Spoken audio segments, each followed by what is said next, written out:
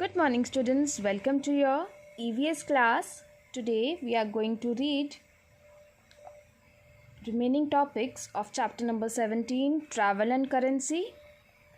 So today we are going to read about travel. What is travel? People travel for numerous reasons.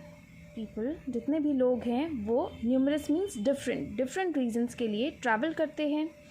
The means of travel usually depends on the destination and distance to be covered. जो means of travel या transportation है वो depend करता है कि हमारी destination means हमें कहाँ जाना है और कितना distance हमें cover करना है उसी पे depend करता है. Suppose अगर आपको अपने house के nearby जाना है तो you can use bicycle या फिर आप walk करके भी जा सकते हो. But if आपको लॉन्ग डिस्टेंस कवर करना है, आपका जो डेस्टिनेशन है जहाँ पे आप जाना चाहते हो फार अवे प्लेसेस में है, तो आपको different means of transport like बस, ट्रेन, एयरवेज एंड इवन अगर वो अब्रॉड है तो आपको एयरवेज या शिपवेज के थ्रू जाना पड़ेगा.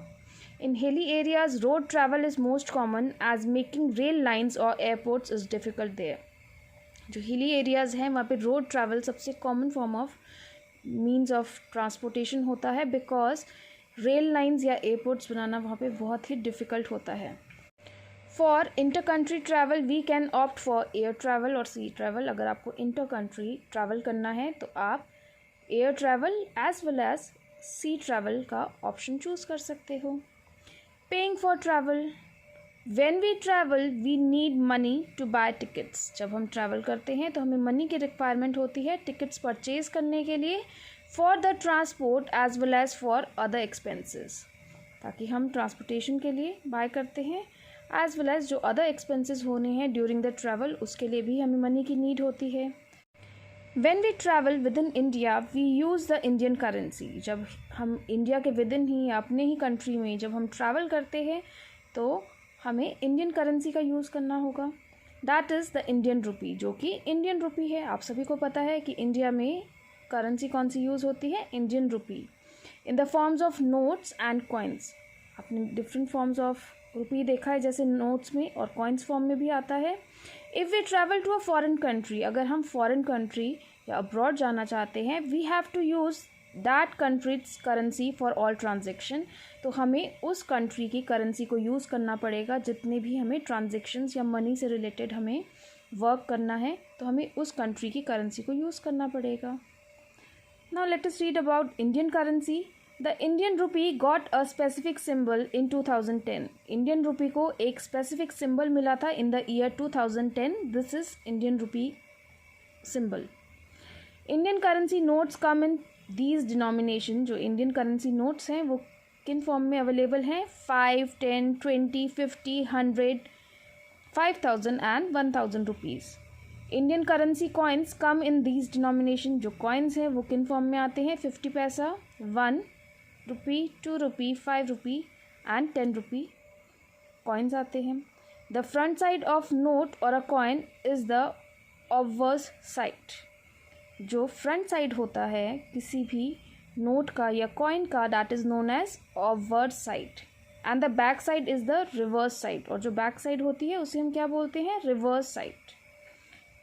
Indian currency notes have the following common features. जो इंडियन करेंसी नोट्स होते हैं उनके क्या फॉलोइंग फीचर्स होते हैं.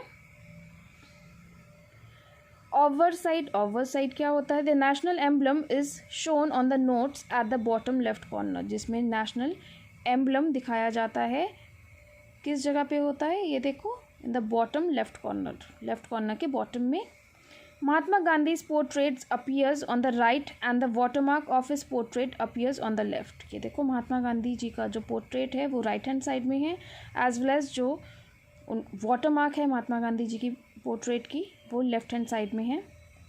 The monetary value of the note is shown at 3 places on the note. जो मॉनिटरी वैल्यू की कितनी रुपी का ये नोट है वो 3 प्लेसेस में होता है. सी हियर दिस इज़ 10 रुपी, यहाँ पे भी लिखा है and other than that it is here. It is also appears in words in Hindi language. See here Hindi language में भी मैंशन होता है in the middle of the note. Okay students. The signature of the governor of the Reserve Bank of India is displayed in the center of the note in both Hindi and English. जो signature है governor of Reserve Bank of India का वो display होता है note के centre में in both Hindi and English. Reserve Bank of India appears on the top of the note in Hindi and English. जो Reserve Bank लिखा होता है वो देखो लिखा होता है Hindi as well as in English में, और जो टॉप साइड में होता है.